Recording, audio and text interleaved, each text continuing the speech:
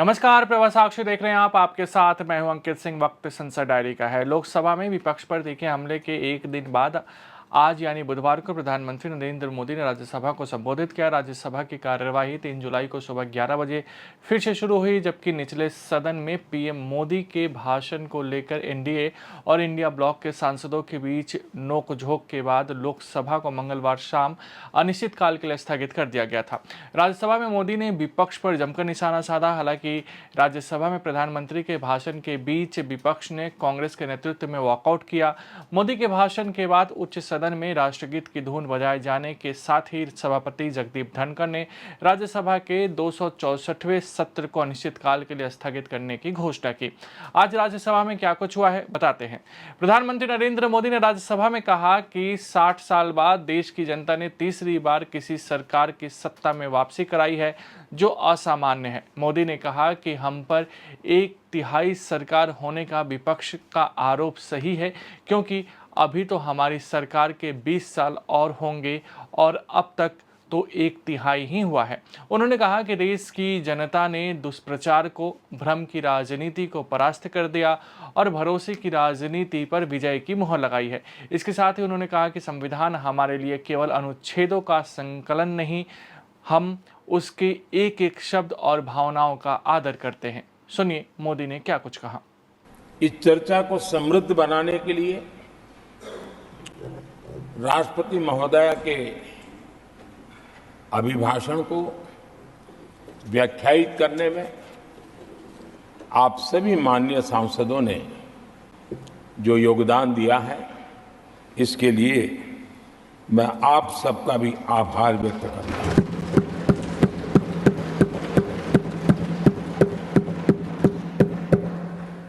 आदरणीय सभापति जी, भारत की आजादी के इतिहास में हमारी संसदीय लोकतांत्रिक यात्रा में बहुत दशकों के बाद देश की जनता ने एक सरकार को तीसरी बार देश की सेवा करने का अवसर।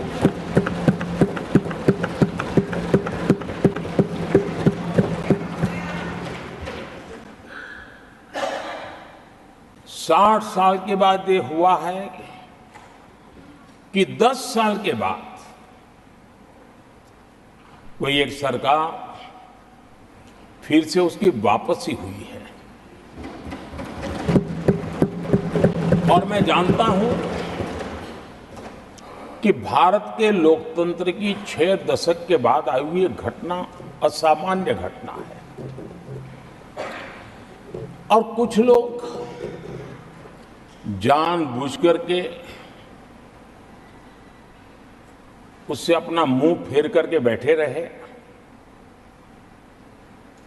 कुछ लोगों को समझ नहीं आया और जिनको समझ आया उन्होंने हो हल्ला उस दिशा में किया कि ताकि देश की जनता की इस विवेक बुद्धि पर, देश की जनता के इस महत्वपूर्ण निर्णय पर कैसे छाया कर दी जाए, कैसे उसको ब्लैकआउट किया जाए, इसकी कोशिश हुई। कांग्रेस के हमारे कुछ साथियों को मैं हृदय से धन्यवाद करना चाहता हूं, क्योंकि नतीजे आए तब से हमारे एक साथी की तरफ से मैं देख रहा था, उनकी पार्टी उनको समर्थन तो नहीं करते थे, लेकिन अकेले झंडा लेकर दौड़ रहे थे। और मैं कहता हूं, वो जो कहते थे उनके मुंह में घी शक्कर। और ये मैं क्यों कह रहा हूं? क्योंकि उन्होंने बार बार ढोल पिटा था 1/3 सरकार। इससे बड़ा सत्य क्या हो सकता है कि हमारे 10 साल हुए हैं, 20 और बाकी है, 1/3 हुआ। एक तिहाई हुआ है, 2 तिहाई बाकी, और इसलिए उनकी इस भविष्यवाणी को लिए मैं उनके मुंह में घी सकता हूं। इस चुनाव में देशवासियों की विवेक बुद्धि पर गर्व होता है, क्योंकि उन्होंने प्रोपेगेंडा को परास्त कर दिया है।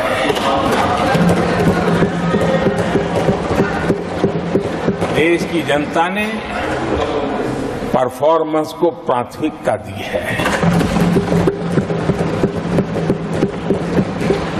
भ्रम की राजनीति को देशवासियों ने ठुकराया है और भरोसे की राजनीति पर विजय की मोहर लगा।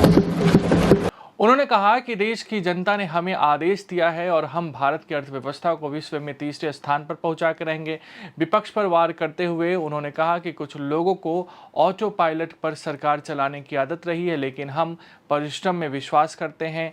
हम आने वाले सालों में विकास कार्यों की गति और विस्तार बढ़ाएंगे। पिछले 10 साल तो हमारे लिए एपेटाइजर रहे हैं, मेन कोर्स तो अभी आना शुरू हुआ है। हम भारत के विकास का नया अध्याय गढ़ना चाहते हैं। उन्होंने बंगाल को लेकर भी विपक्ष पर वार किया। उन्होंने कहा कि अगर ये चुनाव संविधान बचाने के लिए था तो देश की जनता ने इसके लिए हमें चुना है।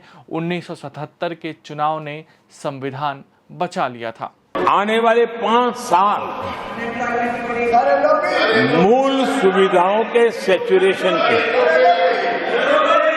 और हम एक सामान्य नागरिक की जो रोजमर्रा की जिंदगी की आवश्यकताएं होती हैं, एक गरिमापूर्ण जीवन जीने के लिए जिन व्यवस्थाओं की, जिन सुविधाओं की, जिस प्रकार के गवर्नेंस की आवश्यकताएं होती हैं, हम इन मूलभूत सुविधाओं के सैचुरेशन का युग के रूप में उसको परिवर्तित करना चाहते हैं। आदरणीय सभापति जी, आने वाले 5 वर्ष गरीबों के खिलाफ निर्णायक लड़ाई के हैं। आने वाले 5 वर्ष गरीबी के खिलाफ गरीबों की लड़ाई, और मैं मानता हूं गरीब जब गरीबी के खिलाफ लड़ाई के लिए एक सामर्थ्य के साथ खड़ा हो जाता है तो गरीबों की गरीबी के खिलाफ की लड़ाई सफलता को प्राप्त करती है। और इसलिए आने वाले 5 साल गरीबी के खिलाफ लड़ाई के निर्णायक वर्ष है और यह देश गरीबी के खिलाफ लड़ाई में विजयी होकर के रहेगा। ये पिछले 10 साल के अनुभव के आधार पर मैं बहुत विश्वास से कह सकता हूं।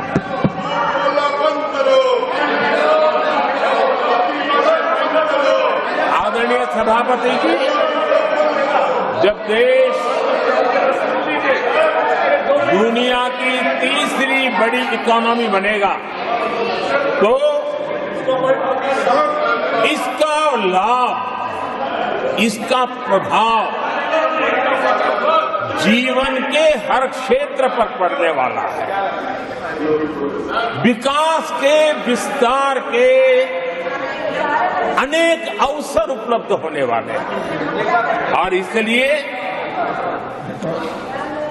जब हम दुनिया की तीसरे नंबर की इकोनॉमी बनेंगे तब भारत के हर स्तर पर सकारात्मक प्रभाव तो होगा, लेकिन वैश्विक परिवेश में अभूतपूर्व प्रभाव पैदा होने वाला। हम विमेन लेड डेवलपमेंट की बात करते हैं।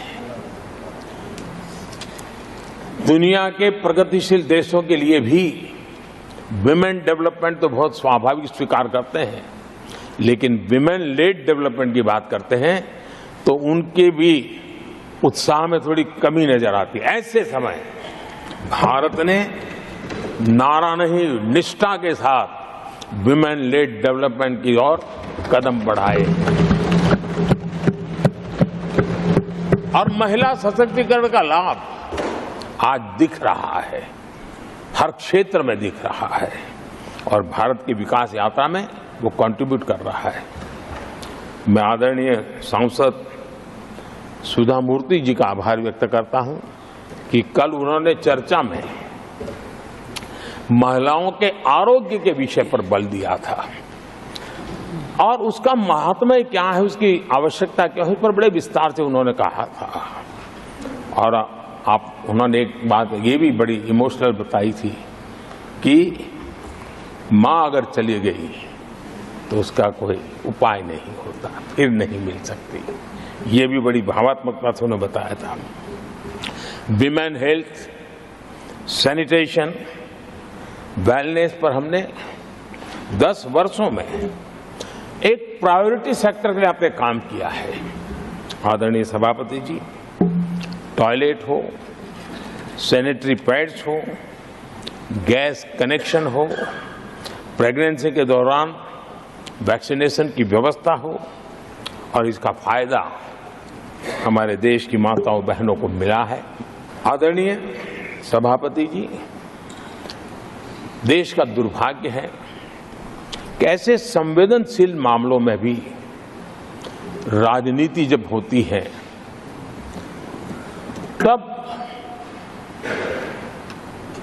देशवासियों को और विशेषकर महिलाओं को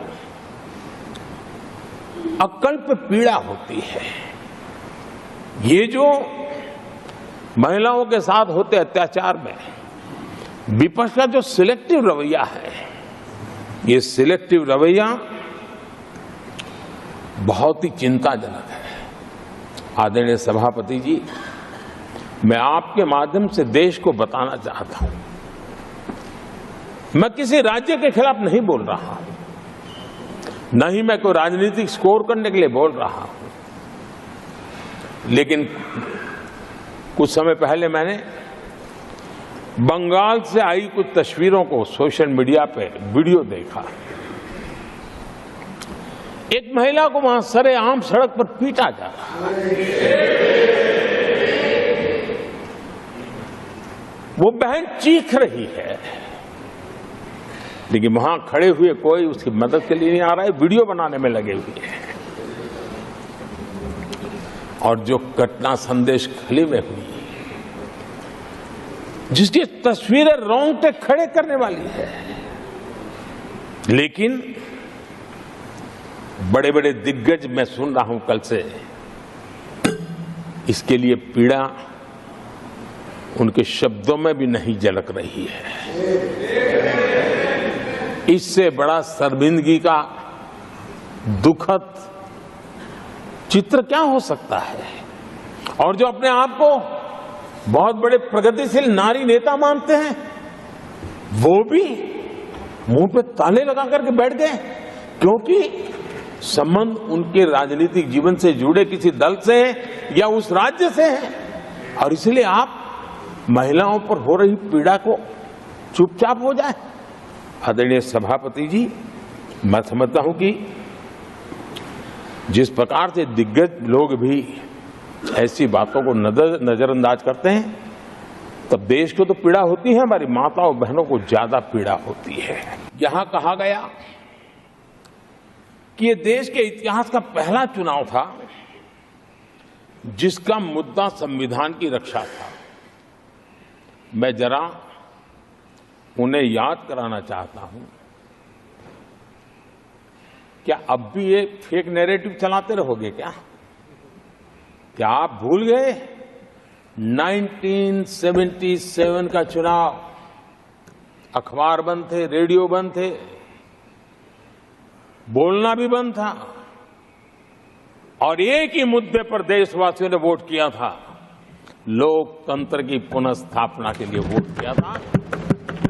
संविधान की रक्षा के लिए पूरे विश्व में इससे बड़ा कभी चुनाव नहीं हुआ है और भारत के लोगों की रगों में लोकतंत्र किस प्रकार से जीवित है वो 1977 के चुनाव ने दिखा दिया। लेकिन आप गुमराह कर रहे हो देश को। मैं मानता हूं कि संविधान की रक्षा का वो सबसे बड़ा चुनाव था और उस समय देश की विवेक बुद्धि ने संविधान की रक्षा के लिए उस समय सत्ता पर बैठे हुए लोगों को उखाड़ करके फेंक दिया था। और इस बार अगर संविधान की रक्षा का चुनाव था तो देशवासियों ने संविधान की रक्षा के लिए हमें योग्य पाया है। राष्ट्रपति अभिभाषण पर राज्यसभा में लाए गए धन्यवाद प्रस्ताव पर प्रधानमंत्री मोदी के जवाब के बीच कांग्रेस की अगुवाई में विपक्ष ने सदन से वॉकआउट किया। इस पर मोदी ने कहा कि जिनमें सत्य का सामना करने का साहस नहीं, उनमें इन चर्चाओं में उठे प्रश्नों के उत्तर सुनने का साहस नहीं है। वे उच्च सदन की गौरवशाली परंपरा का अपमान कर रहे हैं। सभापति जगदीप धनखड़ ने भी इसके लिए विपक्ष को खूब सुनाया है। तो नीतियां कैसी बनती है, कल्याण कैसे होता है, लाभ कैसे पहुंचता है, उसका मैं इस सदन को उदाहरण देना चाहता हूं। आदरणीय सभापति जी, हमने प्रधानमंत्री किसान सम्मान योजना चलाई और पीएम किसान सम्मान योजना का लाभ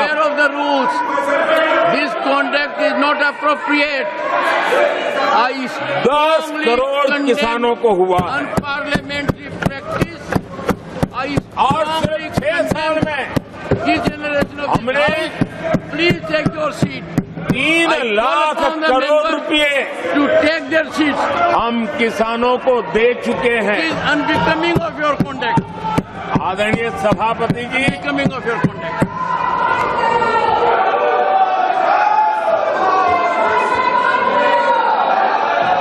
आदरणीय सभापति जी, देश देख रहा है झूठ फैलाने वालों की सत्य सुनने की ताकत भी नहीं होती।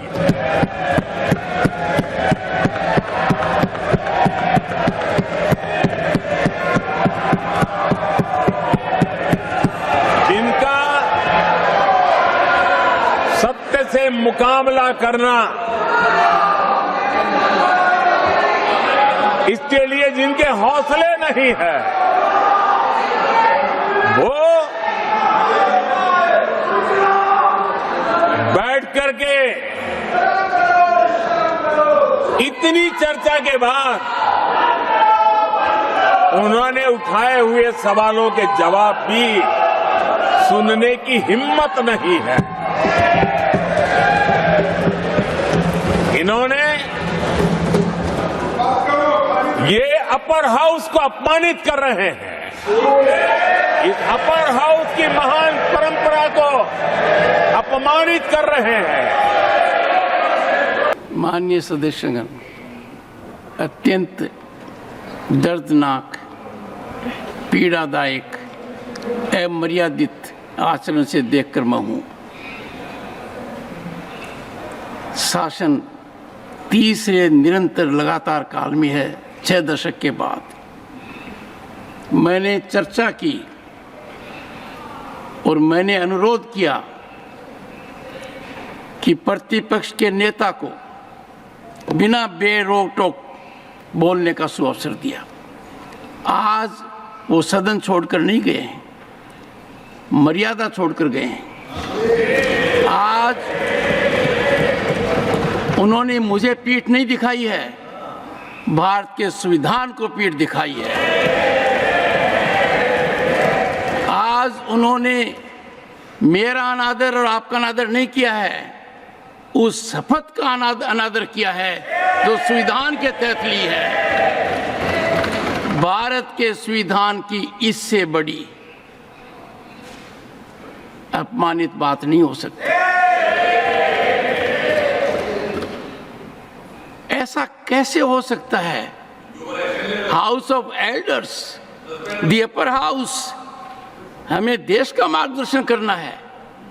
मैं उनके आचरण की भर्त्सना करता हूं। देश के 140 करोड़ लोग इसे हाथ होंगे। सदन का मतलब है सत्ता पक्ष की बात सुनो जब आपने अपनी पूरी बात कह दी। माननीय सदस्यगण, आप सब जानते हैं कल देर रात तक चर्चा रखी गई, हर सदस्य को मौका दिया गया।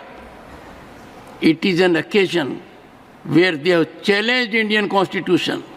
They have outraged the spirit of Indian Constitution. They have disregarded the oath they have undertaken. मैं इस कुर्सी पर बैठकर इतना दुखी हूं कि भारत के संविधान का इतना बड़ा अपमान, इतना बड़ा मजाक। भारत का संविधान हाथ में रखने की किताब नहीं है, जीने की किताब है। मैं आशा करता हूं कि वो आत्मचिंतन करेंगे, मंथन करेंगे, अपने दिल को टटोलेंगे और कर्तव्य पर आएंगे। माननीय प्रधानमंत्री जी, मोदी ने कहा कि जम्मू कश्मीर में आतंकवाद के खिलाफ हमारी लड़ाई एक प्रकार से अंतिम चरण में है। आतंक के बचे हुए नेटवर्क को हम सख्ती से नेस्तनाबूद करने के लिए पूरी व्यू रचना के साथ आगे बढ़ रहे हैं। प्रधानमंत्री मोदी ने राज्यसभा में राष्ट्रपति के अभिभाषण पर धन्यवाद प्रस्ताव पर हुई चर्चा के जवाब में कहा कि मणिपुर की स्थिति सामान्य करने के लिए सरकार निरंतर प्रयासरत है। उन्होंने कहा कि वहां 11,000 प्राथमिकी दर्ज की गई है, 500 से ज़्यादा लोगों को गिरफ्तार किया गया है तथा हमें स्वीकार करना होगा कि मणिपुर में लगातार हिंसा की घटनाएं कम होती जा रही है और शांति की बात संभव हो रही है। भ्रष्टाचार को लेकर भी उन्होंने विपक्ष पर सीधा वार किया है। भारत के गवर्नमेंट की रचना पे भरोसा करना, ये इसमें से अनुभव होता है और आज हो रहा है। आदरणीय सभापति जी, मणिपुर के संबंध में मैंने पिछले सत्र में विस्तार से बात कही थी, लेकिन आज मैं फिर से एक बार दोहराना चाहता हूं। मणिपुर की स्थिति सामान्य करने के लिए सरकार निरंतर प्रयासरत है। वहां जो कुछ भी घटनाएं घटी, 11,000 से ज्यादा एफआईआर की गई है। मणिपुर छोटा सा राज्य है, 11,000 एफआईआर की गई है, 500 से ज्यादा लोग अरेस्ट हुए हैं। आदरणीय सभापति जी, इस बात को भी हमें स्वीकार करना होगा कि मणिपुर में लगातार हिंसा की घटनाएं कम होती जा रही है। इसका मतलब शांति का आशा रखना, शांति पे भरोसा करना संभव हो रहा है। आज मणिपुर के अधिकांश हिस्सों में आम दिनों की तरह स्कूल चल रहे हैं, कॉलेज चल रहे हैं, दफ्तर और दूसरे संस्थान खुले रहे हैं। आदरणीय सभापति जी, मणिपुर में भी जैसे देश के अन्य भागों में परीक्षाएं हुई, वहां भी परीक्षाएं हुई हैं और बच्चों का अपनी विकास यात्रा जारी रखी है। आदरणीय सभापति, केंद्र और राज्य सरकार सभी से बातचीत करके शांति के लिए, सौहार्द रास्ता खोलने के लिए लगातार प्रयास कर रही है। छोटे छोटे इकाइयों को जोड़ करके इन ताने बाने को गूंथना एक बहुत बड़ा काम है और शांतिपूर्ण तरीके से हो रहा है। बीते समय में पहले की सरकारों में ऐसा नहीं हुआ है। गृह मंत्री स्वयं कई दिनों तक वहां रहे हैं, गृह राज्य मंत्री हफ्तों तक वहां रहे हैं और बार बार वहां जाकर के संबंधित लोगों को जोड़ने का प्रयास करते रहे हैं। आदरणीय सभापति जी, पॉलिटिकल लीडरशिप तो है ही, लेकिन सरकार के सभी वरिष्ठ अधिकारी जिसका जिसका इन काम से संबंध है, वे लगातार वहां फिजिकल जाते हैं, लगातार वहां संपर्क में रहते हैं, और समस्या के समाधान के लिए हर प्रकार से प्रयासों को बल दिया जा रहा है। आदरणीय सभापति जी, इस समय मणिपुर में बाढ़ का भी संकट चल रहा है और केंद्र सरकार राज्य सरकार के साथ मिलकर के पूरा सहयोग कर रही है। आज ही एनडीआरएफ की 2 टीमें वहां पहुंची है, यानी कि प्राकृतिक मुसीबत में भी केंद्र और राज्य मिलकर के मणिपुर की चिंता कर रहे हैं। आदरणीय सभापति जी, हम सभी को राजनीति से ऊपर उठ करके वहां की स्थिति को सामान्य बनाने में सहयोग करना चाहिए, ये हम सबका कर्तव्य है। आदरणीय सभापति जी, जो भी तत्व मणिपुर की आग में घी डालने की कोशिश कर रहे हैं, मैं उनसे आगाह करता हूं कि ये हरकतें बंद करें। एक समय आएगा मणिपुर ही उनको रिजेक्ट करने वाला है, ऐसे लोगों को। आदरणीय सभापति जी, जो लोग मणिपुर के इतिहास को जानते हैं, मणिपुर की घटनाक्रम को जानते हैं, उनको पता है कि वहां का सामाजिक संघर्ष का एक लंबा इतिहास रहा है। उस संघर्ष की मानसिकता की जड़ें बहुत गहरी हैं, इसको कोई नकार नहीं सकता है। और कांग्रेस के लोग ये न भूले कि मणिपुर में इन्हीं कारणों से 10 बार राष्ट्रपति शासन लगाना पड़ा है। इतने छोटे से राज्य में 10 बार प्रेसिडेंशियल रूल लगाना पड़ा है, राष्ट्रपति शासन लगाना पड़ा है। कुछ तो मुसीबतें होगी और ये हमारे कालखंड में नहीं हुआ है,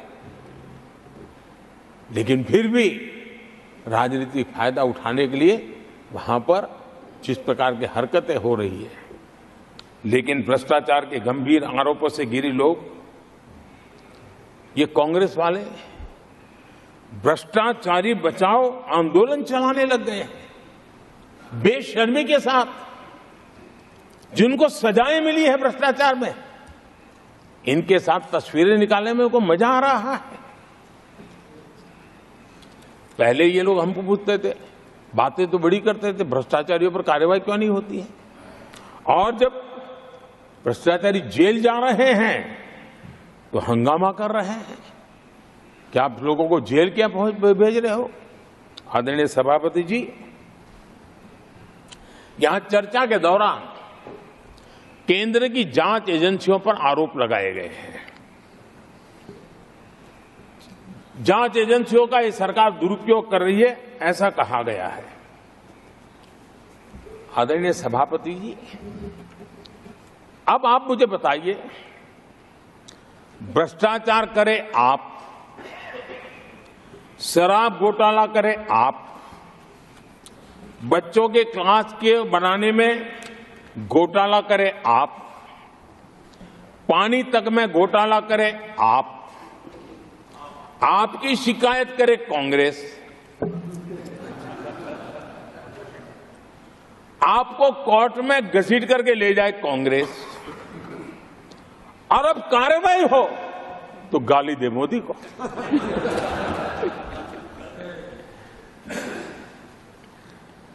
और अब आपस में जरा साथी बन गए हैं लोग। और हिम्मत है तो सदन में खड़े होकर के जवाब मांगो। कांग्रेस पार्टी से मैं आप वालों से कहता हूं, कांग्रेस भी बताएं कि आपने प्रेस कॉन्फ्रेंस करके आपके घोटालों के इतने सारे सबूत देश के सामने रखे थे। कांग्रेस ने प्रेस कॉन्फ्रेंस की थी, इन्हीं लोगों के खिलाफ की थी। अब ये बताएं कि ये जो उन्होंने सबूत प्रेस कॉन्फ्रेंस करके सारी फाइलें बताई थी, क्या वो सबूत सच्चे थे या झूठे थे? दोनों एक दूसरे को खोल करके रख देंगे। आदरणीय सभापति जी, मुझे विश्वास है ऐसी चीजों का जवाब देने की उनके अंदर हिम्मत नहीं है। अगर आप भी लेना चाहते हैं देश दुनिया की तमाम जानकारी तो आज ही सब्सक्राइब करें हमारे चैनल को। साथ ही नीचे दिए बेल आइकन को जरूर दबाएं ताकि हर अपडेट आप तक पहुंच सके।